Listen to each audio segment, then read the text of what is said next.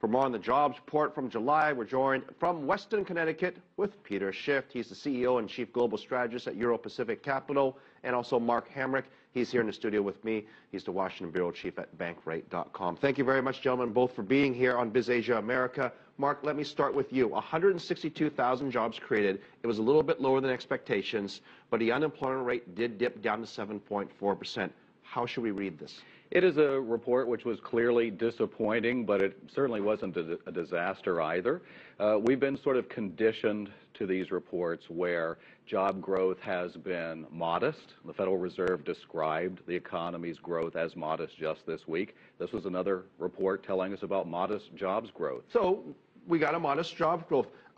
Peter, by the way, good to see you again. Let me ask you this. The work week shrank and hourly earnings fell for the first time. Explain to us what that means. I mean, it sounds like bad news, is it?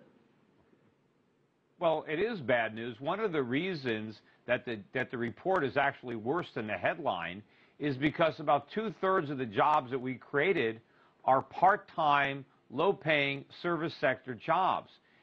That's the problem. In fact, so far in 2013, I think better than 3/4 of the jobs we created are temporary or part-time, low-paying service sector jobs.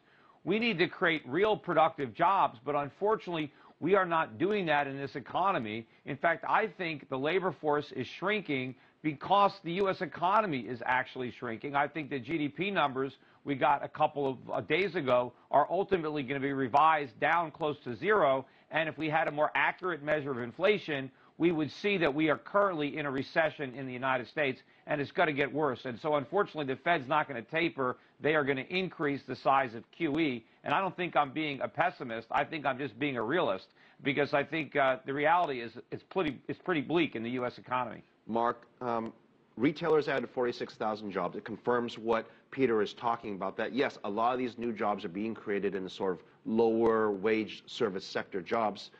But isn't that better than no jobs at all? Well, sure. Traditionally, however, retail, leisure, and hospitality are not the jobs that you write home to tell your parents that you landed, right? So we'd like to see, exactly as Peter says, we'd like to see more business and professional jobs. We'd like to see more full-time jobs. There has been a constant criticism lately that too many of these jobs are part-time. It's also worth mentioning, it's not unusual to have a large pickup in part-time employment before you have full-time jobs being added, and we need to wait and see what happens with that. Gentlemen, I don't want to compare ourselves to Europe, but in Europe they talk about the youth unemployment. They talk a lot about those who are working part-time jobs, but they really want full-time jobs. And here in the U.S., we obviously have a different case, but there is something that is similar, and that is if the workforce is shrinking and people who want to work aren't working, why is that? I mean, it's hard for a lot of people to understand how that can be, Peter.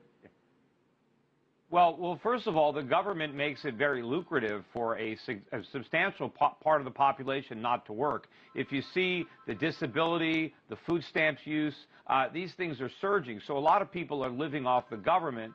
But also part of the problem is we have a lot of, we have the minimum wage law, we have all sorts of other taxes and regulations that increase the cost of hiring lower skilled people, and that disproportionately hurts the young. And of course, a lot of our young people now who are graduating with these kind of worthless liberal arts degrees with a pile of debt, another reason they don't want to work is they don't want to have to start paying back their student loans. All right, I want to be very careful here because there are people with me who are probably in my ear with liberal arts degrees, Peter. But I want to ask you this. Talk about the minimum wage increase. There's been a lot of discussion about it locally in different cities. Ultimately, is an increase in minimum wage, is that good or bad for job creation? Well, it's horrible. I mean, they should abolish the minimum wage. Singapore doesn't have a minimum wage at all, and they hardly have any unemployment.